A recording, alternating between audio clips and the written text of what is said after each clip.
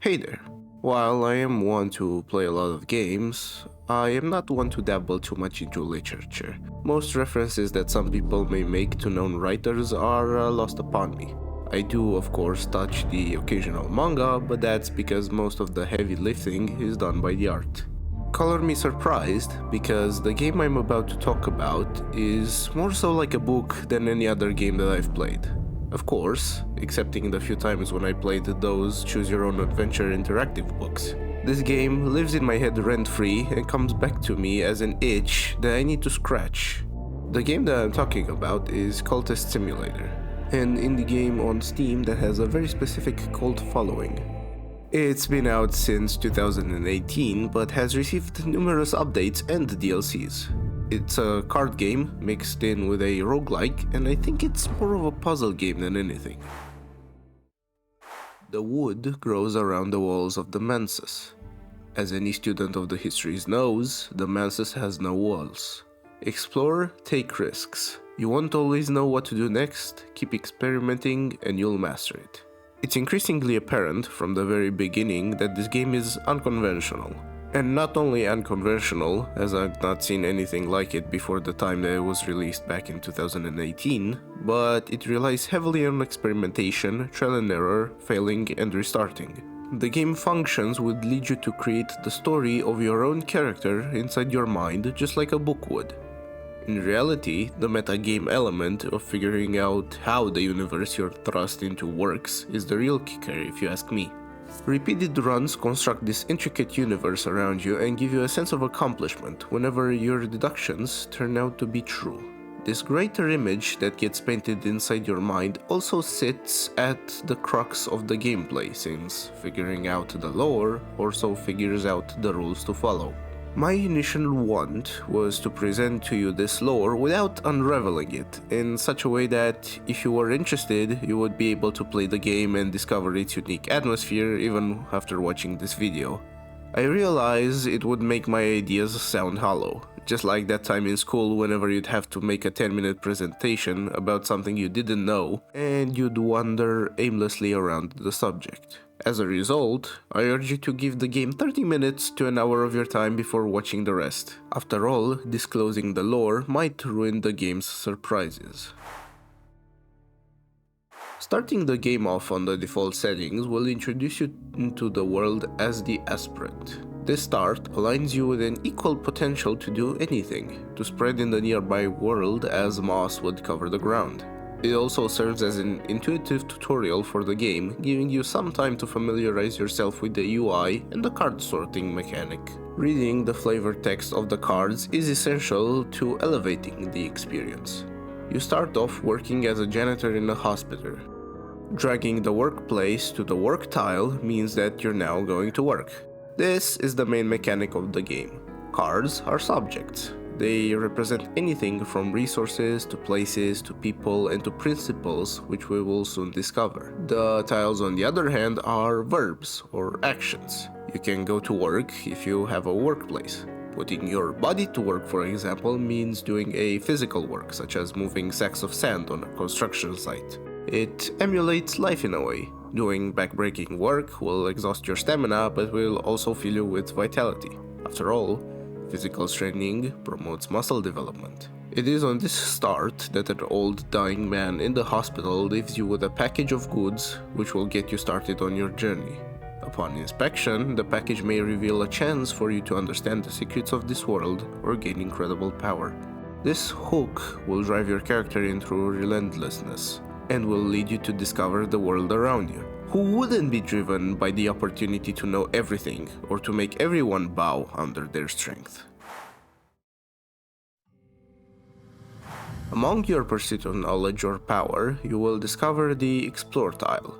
Going out and exhausting yourself with exploration might reward you with special occasions.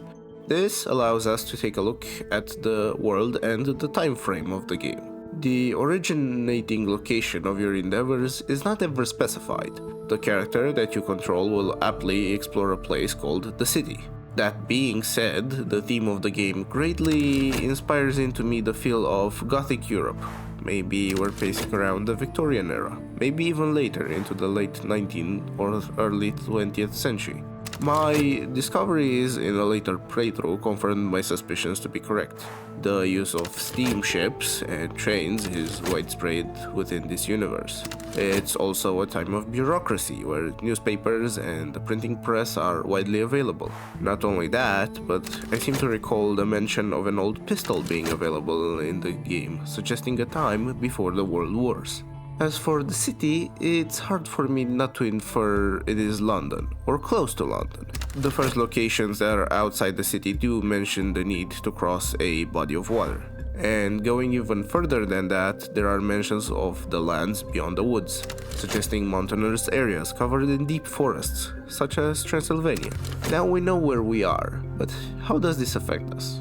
Well, for starters, we're part of an interconnected society with order, and some rules may inconvenience us on our journey. Not everything is accepted as true in the world, and as such, some manners of information should never reach the public eye, lest they attract the wrong kind of attention. Alice si licet, tibi non licet. For others, it's allowed. For you, it is not. Investigating the secret information scattered in the world will eventually get the attention of the Suppression Bureau. These are a group of people whose action fall beyond the law, and their whole organization revolves around stopping you from reaching any of your goals. They come from all walks of life. Some were passionate students, others were erratic private investigators, and some have the time of the day to investigate while others simply would not, because there's nothing else for them to do. They are relentless annoyances, much like a fly on the wall that won't leave your room. However, if you're careless enough, they have the authority to cage you on account of your illicit actions. This, in turn, is one of the ways that the player might lose. However, whether you fall into desperation, gone insane, or perhaps you've managed to fall to one of your own machinations, it doesn't matter.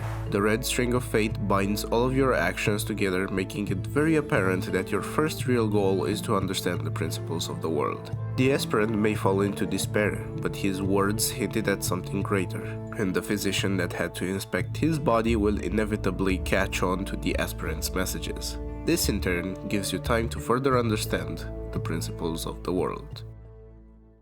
The guiding principles of everything in this universe are closely related to your ascension, and it is imperative that you discover them. Having a great understanding of each one is similar with understanding the essence of the world, and the main mechanic will propel you forward.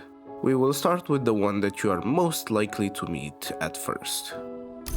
Life is a pure flame, and we live by an invisible sun within us. The lore of the lantern is the one closely related to understanding and knowledge. Its power is to see beneath the secrets of the world that are before your eyes and unravel information. To ascend using the lore of the lantern is to ascend into glory, bringing yourself closer to neuroticism and analyzing everything with erudition. But we all know that knowledge is power.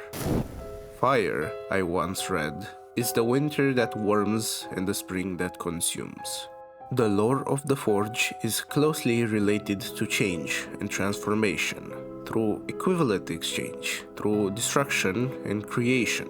Melting a piece of iron under the heat of the forge will change it into the tool that we wish to form. People that live under the power of the forge are smiths, powerful, towering behemoths that often think mechanically and ingeniously. The forge consumes and creates, and sometimes it produces pain. All conquest occurs at the edge. One who dwells there is blind and cannot be wounded. Another is strong and grows stronger. Edge is the principle of struggle and battle. It is the principle of pain. The people aligning themselves with Edge are cunning and bloodthirsty. There is, however, an art to this cruelty. Employing Edge will of course bring death. Certain knowledge, it is said, can be expressed only through the particular quality of silence. It has been suggested that one can only read such knowledge with one's eyes closed. but only by mischievous commentators. Winter is the principle of silence, of endings, and of things that are not quite dead. Followers of Winter are characterized by being remorseless, and they believe in kindness through euthanasia, but their most standout feature is their silence. To protect themselves from death, one must only think about their beating heart. The heart, relentless, beats to protect the skin of the world we understand. The heart is the principle that protects the world as we know it, its desire to be endless and unceasing. People that fall under the strength of the heart are lively and cheerful. They also are determined and hard to stop once they've made their mind. The heart is the one that keeps the blood moving. Hunger, lust, drowning waters, so pleasant upon the ear, one could listen over and over. These are the words that make sacrifice sweet. The Grail is the principle of lust and hunger. It desires everything and anything as much as possible. The Grail is characterized by seduction and thirst, and its followers desire and are highly desired, often having irresistible charisma. I knew a man who captured moths in a bell jar. On nights like this, he would release them one by one to die in the candle. Moth is the principle of chaos and yearning. It is also characterized by change, like the Forge, but unlike the Forge, it is unreasonable and whimsical. The people that fall under the umbrella of Moth are secretive, erratic, and shy away from public eye. They are good at subversion and subterfuge, and helpful when evidence needs to disappear. And with this, the cycle is complete, as the moth flies in to burn themselves into the flame of the glory. The one principle that is all-encompassing is the principle of knock. The knock permits no seal and no isolation. It thrusts us gleefully out of the safety of ignorance. The principle of knock is associated with burglars and locksmiths. It's the principle that opens doors and possibilities. It is related with all openings and with wounds. People that use knock are perceptive and dexterous, and often discontent with reality. History is the scar on the world's skin. Aside from knock, every place that ever existed has a history. This principle is dedicated to locations that are hidden away. Speaking of locations, let's discuss one location that is indispensable to us. You may recall what I said in the beginning. The wood lies outside the walls of the mansus. As any student of the history knows, the mansus has no walls. The mansus is the house of the hours. The principles, as any one principle, are governed by hours. The hours themselves we'll discuss a bit later. It is important to know that the hours themselves live in this place. But where is this place? This is a difficult question to answer. One might ponder the paradoxical nature of its location, but it's important to note that the seemingly contradictory nature of it is what protects its entry. To even have a chance to enter the mansus, one must look for a way into the woods around it. In finding the wood, its location is wholly irrelevant. Rather, how the wood is found is of great import. If the settings of the wood defy reasonable thought, it is then that reasonable thought is of no import. It is by reasonable thought that you can expunge it yourself from your mind. The mechanical mind will serve against you. Trying to think your way into the wood is like trying to thinking your way into being in love. To enter the woods of the mansus, one must happen upon a lore fragment. I trust that any lore fragment would do, but the most common is the Watchman's Secret. Each hour has its color, but color exists only where there is light. Whitewashing a room, bathing your skin and donning your white robes before going to bed in that room, which is well lit, causes you to dream your way into the woods. There, you may be tempted to lower yourself on all fours like an animal, in order to avoid the thick branches. In the wood, the moth has freedom to move just as the worms wiggle and move in the moist ground beneath your feet. From here, one can access the well and the Temple of the Wheel. The well in the wood is never dry, but it is never clear. One night it might heave with crawling roots. On another, it will pulse with bright moss. On nights of the full moon, its waters are choked with the fat, dappled bodies of moths. Last night, I saw it brimming with dark and viscous blood. Gelatinous shreds drifted on its surface, clots of grail matter. Being able to meet one in the woods grants you the ability to somehow tell them apart in the crowd, to single them out subconsciously so that you can meet them in real life. I came to the Temple of the Wheel, that high and jagged rock, that memorial to the dead gods. Those who take their own lives sometimes first cast themselves from its peak in dream. I found another sleeping soul, scratching the sign of the eye into the lichen at its peak. I do not recall what passed between us, but I will recognize their face in the waking world. Moving on through the woods will eventually lead you to the White Gate, or the Door of Bones. The White Gate serves as the passing point for most mortal souls, as they walk beyond it to become voiceless. The living, too, lose their voice in the spirit world in order to pass through. You may be interested in watching a deadly sword contest between the dead at the Lodge of the Sage Knight, where the mistress will invite you to sit and watch. For some reason, she still has her voice. On the other side of the gate is the Orchard of Lights, where you may partake in the fruits which are always ripe and relax at the roots of the trees, which are shaped for peaceful rest. Up even higher is the Stag Door, which is the first door that allows entrance to the mansus proper, without the limitations of the White Door. It is guarded by a name called Gerby, a huge disembodied head who bars passage to any who cannot answer his riddles. The names, as such, are demigods that serve under the hours. Gerby attempted to climb the mansus once. Now he stands guard at the gate, weeping and shedding molten tears, for he can't even look towards the place that he is guarding. On the one side of the gate is the Ascent of Knives. It draws on the blood of the people attempting to climb their way up, the pain too great for anybody. At the bottom of the ascent there are demonic beings named Alukites, immortal monsters which have a thirst for blood.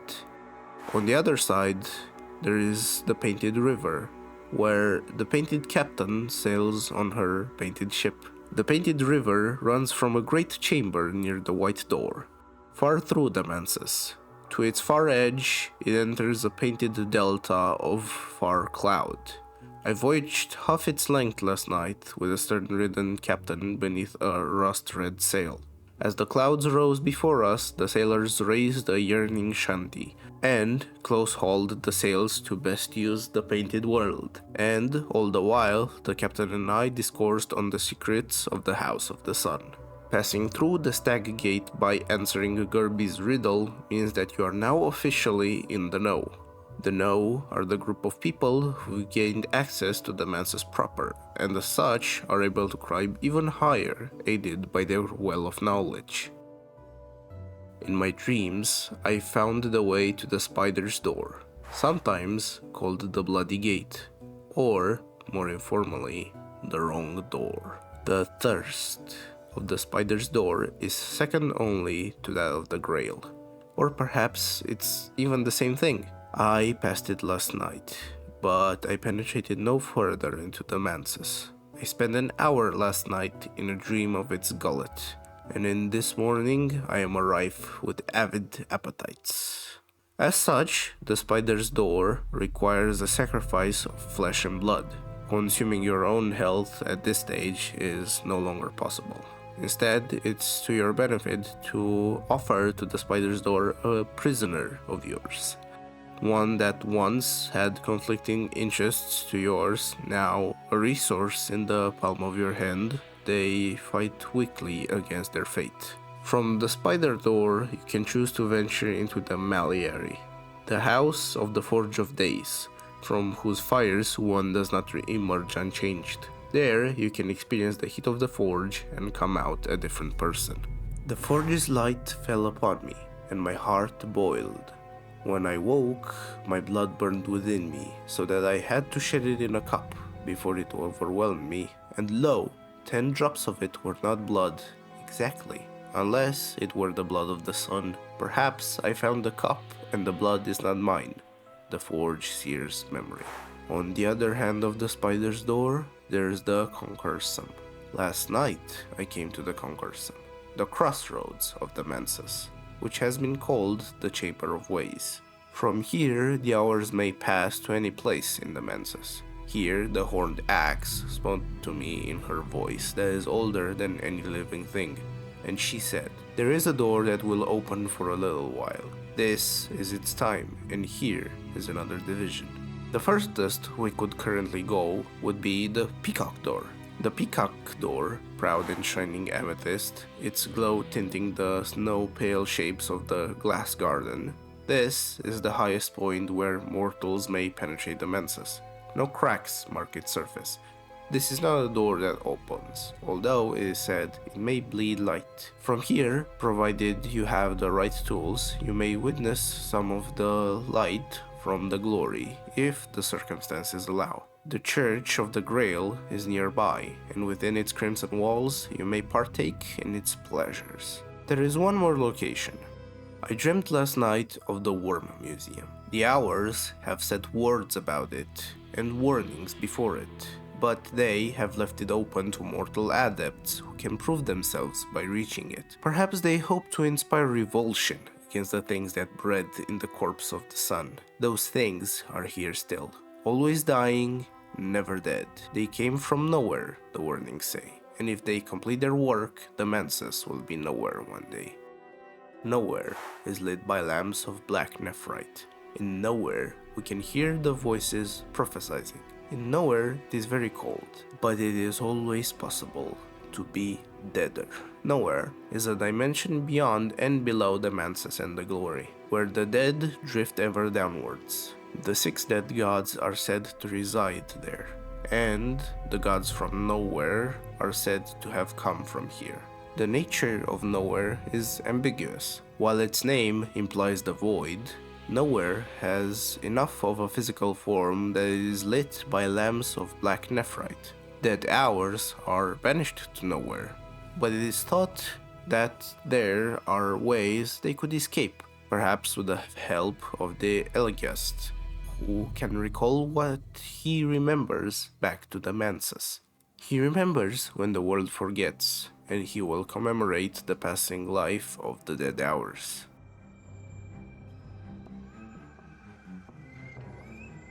The hours that I've specified before are all associated with a certain lore fragment. Case in point, the Elegiast is associated with 9 AM, and his aspect is winter.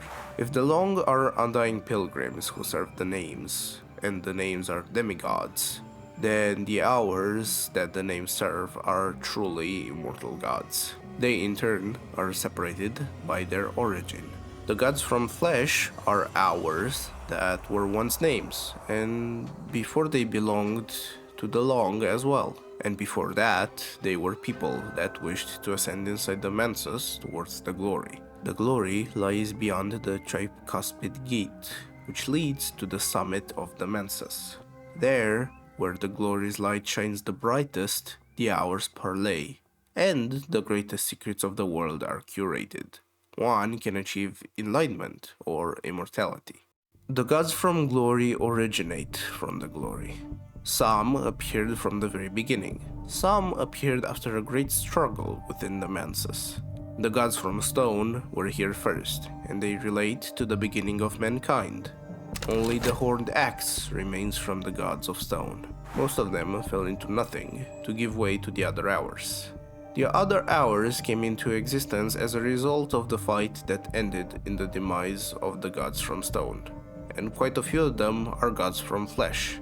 It is important to note that the struggles within the mansus were very prevalent in the 15th and 16th century throughout most of Europe. At this particular time, the Forge battled the Grail, and perhaps even the Thunderskid, as Great Britain was bent on conquering more land, pledged under the strength of the Forge. I could talk through the rest of the hours, but I do think I'm overstaying my welcome. I can't recall most of the events that happened in the 15th and 16th centuries War of the Rhodes. That being said, I'm nonetheless enamored by their existence. The wealth of locations in this game, the abundance of texts, the amount of history that is lost to time is what's really pushing me forward, what's keeping me going. Even with the aspects of the world now in my mind and armed with the knowledge of the know, I can't help but feel as if there is so much more that I haven't explored or seen. Something that this game does a fantastic job of is keeping me engaged. I can't shake the feeling that the mansus has more to offer. They say that the mansus changes its structure every year, and it's hard to distinguish what was where, but the paths inside of it remain the same. It's tricky to place into words the amount of atmosphere that the lore creates, but to manage to keep me sifting through cards at a table that floats into nothingness for hours without breaking my focus is a level that no other game has reached for me. The visuals, the music, the ticking clocks in the background all empower this image that this game has put in my mind.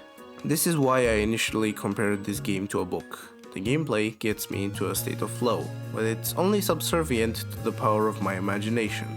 And with such an expansive world to discover, I'm more interested as to how the whole universe of Cultist came to be. If time and my will allows, I'll one day speak about it. In the meantime, I say it's your time to take the plunge and find the secrets beneath the skin of the world. After all, now you have all of the information required to wrestle this game to its knees.